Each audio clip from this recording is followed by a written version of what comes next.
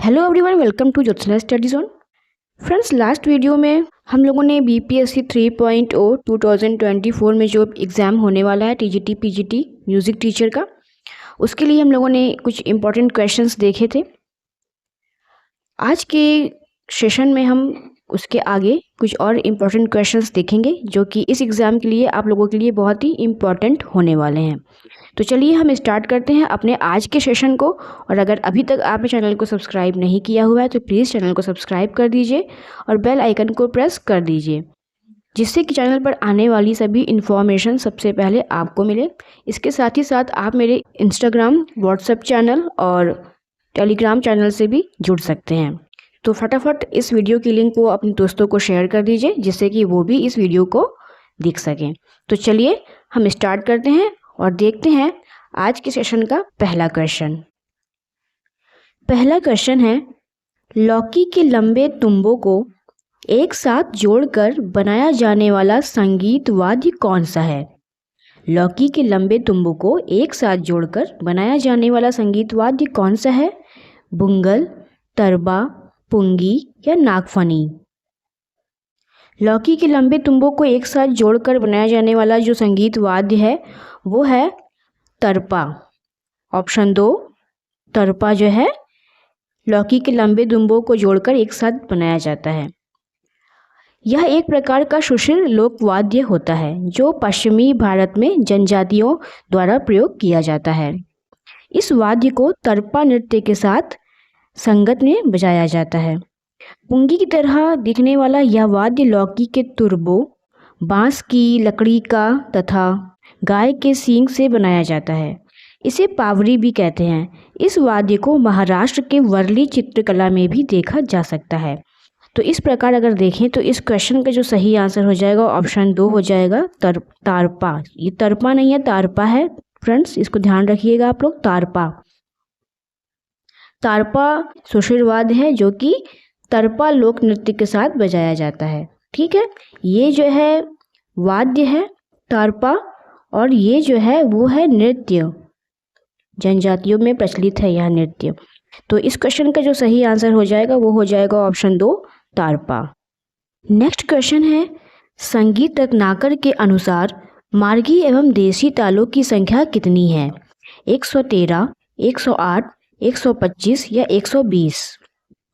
संगीत रत्नाकर को शारंगदेव ने संभवतः 13वीं शताब्दी के उत्तरार्ध में 13वीं शताब्दी के उत्तरार्ध में जो है लिखा था। संगीत रत्नाकर उत्तरी तथा दक्षिणी संगीत पद्धति का आधार ग्रंथ भी माना जाता है। इस ग्रंथ में 7 अध्याय होने के कारण इसे सप्ताध्यायी भी कहा जाता है, जो कि स्वराध्याय, राग विवेकाध्याय, प्रकीर्णाध्याय, प्रबंधाध्याय, तालाध्याय, वाद्याध्याय तथा नर्तनाध्याय हैं। पंचम अध्याय तालाध्याय में तालों का वर्णन भी है, जिसमें 120 देशी तथा 5 मार्गी तालों का विवरण मिलता है। इस प्रकार अगर देखें तो इस क्वेश्चन का जो सही आंसर हो जाएगा वो हो जाएगा ऑप्शन 3, 125 कि संगीत रत्नाकर के अनुसार मार्गी एवं देशी तालों की संख्या 125 होती है। फ्रेंड्स, ये जो क्वेश्चंस मैं करा रही हूँ ये सारे क्वेश्चंस जो है एनसीईआरटी बेस्ड हैं। एनसीईआरटी बेस्ड ये क्वेश्चंस हैं, तो इसलिए आप इन क्वेश्चंस को नोट करने के लिए अपनी नोटबुक अपने पास लेकर बैठिए। जो भी मैं बताती जा रही हूँ इम्पॉर्टेंट फैक्ट्स, उसको आप अपने नोटबुक में नोट करते जाइए। तो चलिए हम अपने नेक्स्ट क्वेश्चन पे चलते हैं। नेक्स्ट क्वेश्चन है, निम्न में से कौन सी जम्मू कश्मीर की लोक विधा है? गिद्दा, बारहमासा, भूमर या रऊफ? इस क्वेश्चन का सही आंसर है ऑप्शन 4, रऊफ। जम्मू कश्मीर की लोक विधा रऊफ है। रऊफ प्रायः रमजान व ईद के मौके पर गाया जाता है, जिसे गाने के लिए युवतियां 2 दलों में विभाजित होती हैं। दोनों दल की युवतियां एक दूसरे की भुजाओं को पकड़कर सामूहिक नृत्य करती हैं। युवतियों के पद संचालन ही इसमें ताल का काम करते हैं। इस प्रकार अगर देखें तो इस क्वेश्चन का जो सही आंसर हो जाएगा वो हो जाएगा ऑप्शन 4, रऊफ। जम्मू कश्मीर की जो लोक विधा है वो है रऊफ। क्वेश्चन नंबर 4 में इस दिए गए बोल समूह को देखिए और देखकर बताइए कि ये किस राग की पकड़ है। यह किस राग की पकड़ है। इस बोल समूह को देखिए और बताइए, सोचिए कि किस राग की पकड़ ये हो सकती है। आसावरी की, भूपाली की, यमन की या भैरव की। इस क्वेश्चन का सही आंसर होगा वो है आसावरी। ये जो बोल समूह दिया हुआ है यह आसावरी राग की पकड़ है, आसावरी राग का है। हिंदुस्तानी संगीत का यह राग आसावरी थाट से ही उत्पन्न होता है, यानी कि इसका जो थाट है वो भी क्या है, आसावरी ही है। आसावरी थाट का राग है आसावरी। ठीक है, ये है आसावरी थाट, आसावरी थाट। इस राग में ग ध नी स्वर कोमल तथा अन्य सभी स्वर शुद्ध प्रयोग किए जाते हैं। कर्नाटक संगीत में आसावरी राग को नट भैरवी कहते हैं। क्या कहते हैं? नट भैरवी कर्नाटक संगीत में। इस प्रकार अगर देखें तो इस क्वेश्चन का जो सही आंसर हो जाएगा वो हो जाएगा ऑप्शन 1 आसावरी, कि आसावरी जो है, ये जो पकड़ दी हुई है ये आसावरी राग की पकड़ है। नेक्स्ट क्वेश्चन है, निम्नलिखित में से कौन सा राग कल्याण थाट का है? भैरव, यमन, आसावरी या भीमपलासी। इस क्वेश्चन का सही आंसर है ऑप्शन 2 यमन। कल्याण थाट का जो राग है वह है यमन। यह कल्याण थाट का राग होता है। कल्याण थाट से उत्पन्न इस राग में मध्यम, तीव्र तथा शेष स्वर शुद्ध लगते हैं। इसमें तीव्र मध्यम का प्रयोग किया जाता है और बाकी शेष स्वर जो होते हैं वो शुद्ध लगते हैं, शुद्ध स्वर होते हैं, शेष स्वर। ठीक है। इस राग का वादी स्वर जो होता है वो होता है गंधार यानी ग, और संवादी स्वर जो होता है वो होता है निषाद यानी नी। दक्षिण भारतीय संगीत में इस राग को किस नाम से पुकारते हैं? दक्षिण भारतीय संगीत में इस राग को मेच कल्याणी के नाम से बुलाते हैं। ठीक है, मेच कल्याणी कहते हैं वहाँ पे। हिंदुस्तानी संगीत की सायंकालीन मंच प्रस्तुतियों में ये राग एक विशिष्ट स्थान रखता है। इस प्रकार अगर देखें तो इस क्वेश्चन का जो सही आंसर हो जाएगा वो ऑप्शन 2 हो जाएगा यमन, कि कल्याण थाट का राग जो है वो राग यमन है। इसका वादी स्वर गंधार है, संवादी स्वर निषाद है और कर्नाटक संगीत में इसे मेच कल्याणी कहते हैं। नेक्स्ट क्वेश्चन है, नाट्यशास्त्र ग्रंथ की रचना किसने की है? शारंगदेव ने, मतंग ने, लोचन ने या भरत जी ने। तो नाट्यशास्त्र की जो रचना है वो भरत मुनि जी ने की हुई है। इनका जीवन काल, भरत मुनि जी का जीवन काल जो है वो 400 ईसा पूर्व से 100 ईसा पूर्व के मध्य किसी समय माना जाता है।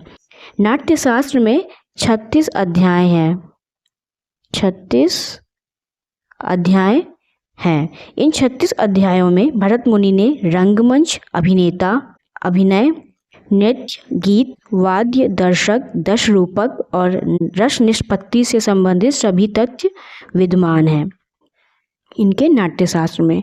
इस प्रकार इस क्वेश्चन का सही आंसर ऑप्शन 4 हो जाएगा भरत मुनि। नेक्स्ट क्वेश्चन है, निम्नलिखित में से कौन सा गीत महाराष्ट्र के लोक गीतों का एक प्रकार है? भटियाली, कजरी, मान या लावनी।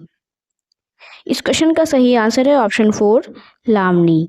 महाराष्ट्र की एक लोकप्रिय और सामूहिक लोक नृत्य शैली है लावनी, जो वहाँ की लोक नाट्य शैली तमाशा का एक अभिन्न अंग है।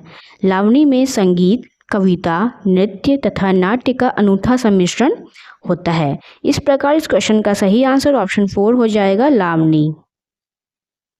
नेक्स्ट क्वेश्चन है, ध्रुपद की कितनी बानियां होती हैं? 6, 7, 4 या 5। ध्रुपद की 4 बानियां होती हैं। इस क्वेश्चन का सही आंसर ऑप्शन 4 हो जाएगा 4। कौन कौन सी होती है? पहली होती है गोबरहार बानी, गोबरहार बानी। दूसरी होती है डागुर बानी। तीसरी होती है खंडार वाणी और चौथी होती है नौहार वाणी। ठीक है, नौहार वाणी। गोबरहार वाणी के प्रवर्तक तानसेन जी हैं। तानसेन जी। डागुर वाणी के ब्रजचंद हैं। खंडार वाणी के राजा समोखन सिंह हैं।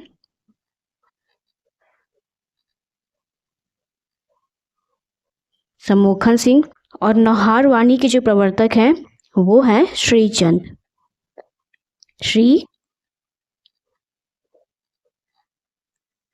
चंद्र। तो ये आपने जाना कि ध्रुपद की 4 वाणियाँ होती हैं, गोबरहार, डागुर, खंडार और नौहार।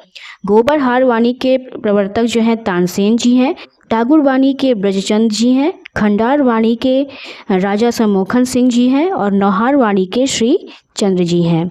ध्रुपद गायकों को कलावंत की संज्ञा भी दी जाती है। इस प्रकार इस क्वेश्चन का सही आंसर ऑप्शन 3 हो जाएगा 4। नेक्स्ट क्वेश्चन है, रावण हत्ता किस प्रदेश का लोकवाद्य है? पंजाब, केरल, मध्य प्रदेश या राजस्थान? रावण हत्ता जो है वो राजस्थान का एक लोकवाद्य है। रावण हत्ता भारतीय संगीत का एक पारंपरिक वाद्य है जो राजस्थान में प्रचलित वाद्यों में से एक है। वायलिन को इस वाद्य पर आधारित विदेशी वाद्य माना जाता है। ग्रंथों में ऐसा जिक्र है कि रावण हत्ता को लंका नरेश रावण द्वारा प्रयोग में लाया जाता था। इस प्रकार इस क्वेश्चन का सही आंसर ऑप्शन 4 हो जाएगा राजस्थान, कि रावण हत्ता राजस्थान का लोकवाद्य है। नेक्स्ट क्वेश्चन है, इनमें से कौन सा लोकगीत बंगाल का नहीं है? सारी गान, झूमुर, बिहू या जारी गान? इस क्वेश्चन का सही आंसर है ऑप्शन 3 बिहू। बिहू जो है बिहू लोकगीत बंगाल का नहीं है। यह भारत के असम राज्य का लोक नृत्य है। असम राज्य का लोक नृत्य है। बिहू एक प्रकार का समूह नृत्य है जिसमें पुरुष व महिलाएं एक साथ इकट्ठा होकर नृत्य करते हैं। इसकी विशेषता फुर्तीली नृत्य मुद्राएं तथा हाथों की तीव्र गति होती है।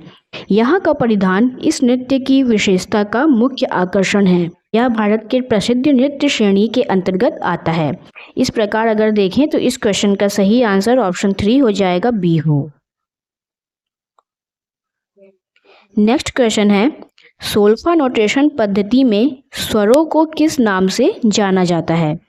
सारे गामा पाधानी, C D E F G A B 1 2 3 4 5 6 7 या डोरे मीफा सोला सी?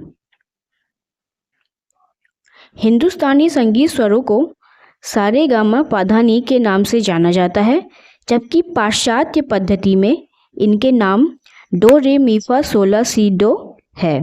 इन्हें सोल्फा नोटेशन पद्धति के अंतर्गत प्रयोग किया जाता है। तो अगर देखें तो इस क्वेश्चन का जो सही आंसर होगा वो होगा ऑप्शन 4 डो रे मीफा सोला सी। सोल्फा नोटेशन पद्धति में स्वरों को डो रे मीफा सोला सी के नाम से जाना जाता है। इस प्रकार इस क्वेश्चन का सही आंसर ऑप्शन 4 हो जाएगा। नेक्स्ट क्वेश्चन है, भातखंडी स्वरलिपि पद्धति में सम का चिन्ह क्या है?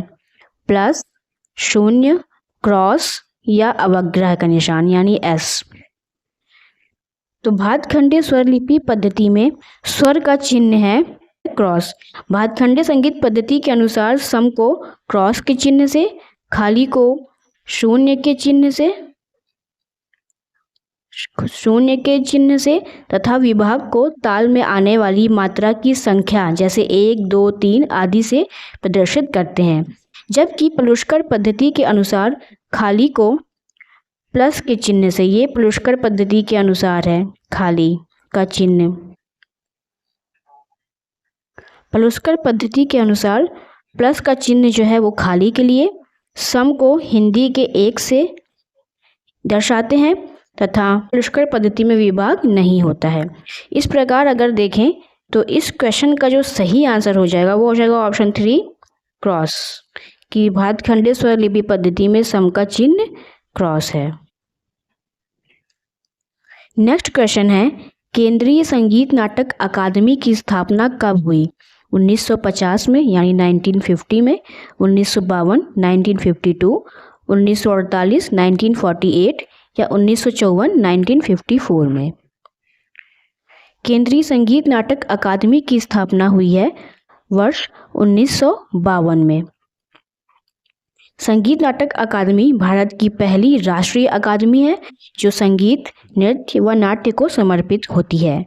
इसे 31 मई 1952 को शिक्षा मंत्रालय द्वारा बनाया गया है।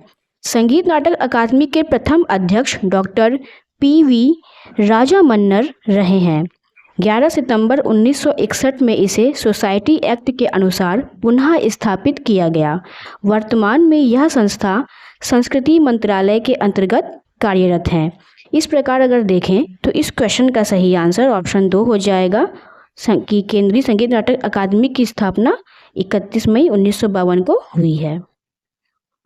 नेक्स्ट क्वेश्चन है, थाट राग वर्गीकरण अवधारणा किसने दी है? भातखंडे जी ने, पलुस्कर जी ने, बृहस्पति जी ने या ओमकार नाथ ठाकुर जी ने? इस क्वेश्चन का जो सही आंसर होगा वो होगा ऑप्शन 1 भातखंडे जी। थाट राग वर्गीकरण की अभी जो अवधारणा है वो भातखंडे जी ने दी है। अभिनव राग मंजरी के अनुसार स्वरों के उस समूह को मेल या थाट कहते हैं जिसमें राग उत्पन्न करने की शक्ति हो। हिंदुस्तानी संगीत पद्धति में पंडित भातखंडे जी ने रागों को 10 थाटों में वर्गीकृत किया जो इस प्रकार हैं: बिलावल, कल्याण, खमाज, आसावरी, काफी, भैरवी, भैरव, मारवा, पूर्वी और तोड़ी। इसके बारे में आप लोगों को पता होगा कि हमारे 10 थाट कौन कौन से हैं, वो मैंने अभी आपको बता दिया, ये 10 थाट। और ये अभिनव राग मंजरी के अनुसार इन्होंने इसकी परिभाषा दी हुई है और इसको मेल या थाट में बांटा हुआ है। तो इस प्रकार इस क्वेश्चन का सही आंसर ऑप्शन 1 हो जाएगा भातखंडे जी। नेक्स्ट क्वेश्चन जो कि आज का लास्ट क्वेश्चन है, एक ताल का प्रयोग प्रायः किस गायन शैली के साथ होता है? ध्रुपद, ख्याल, ठुमरी या टप्पा? एक ताल जिसमें कि 12 मात्रा होती है, 12 मात्रा होती है और 6 विभाग होते हैं। एक ताल में 12 मात्रा होती है, 6 विभाग होते हैं। 1, 5, 9, 11 मात्राओं पर ताली व 3, 7 मात्राओं पर खाली होती है। इसमें एकल वादन यानी कि सोलो भी किया जाता है जिसमें पेशकार, कायदा, टुकड़ा, परन व चक्रधार आदि बजाए जाते हैं। प्रायः विलंबित ख्याल में संगत के साथ एक ताल का प्रयोग किया जाता है। यह तबले पर बजाई जाने वाली ताल होती है। यह तबले पर बजाए जाने वाली ताल होती है। इस प्रकार अगर देखें तो इस क्वेश्चन का जो सही आंसर हो जाएगा वो हो जाएगा ऑप्शन 2 ख्याल, कि एक ताल का प्रयोग प्रायः ख्याल गायन शैली के साथ होता है। इसका सही आंसर ऑप्शन 2 हो जाएगा। तो फ्रेंड्स ये थे आज के इम्पॉर्टेंट क्वेश्चंस। तो ये क्वेश्चंस आपको कैसे लगे कमेंट में ज़रूर बताइएगा। अगर कुछ समझ में ना आ रहा हो, कोई प्रॉब्लम हो, तो आप कमेंट में मुझसे पूछ सकते हैं। तो फ्रेंड्स इस वीडियो को अपने दोस्तों के साथ शेयर ज़रूर से कीजिएगा और अगर आपको ये वीडियो अच्छी लगी हो तो प्लीज़ वीडियो पर एक अच्छा सा कमेंट कीजिएगा और चैनल को सब्सक्राइब करके बेल आइकन को ज़रूर से प्रेस कर दीजिएगा। चलिए हम मिलते हैं अपने नेक्स्ट वीडियो में कुछ और इम्पोर्टेंट क्वेश्चंस के साथ। तब तक के लिए आप अपने प्रैक्टिस कंटिन्यू करते रहिए। Thank you.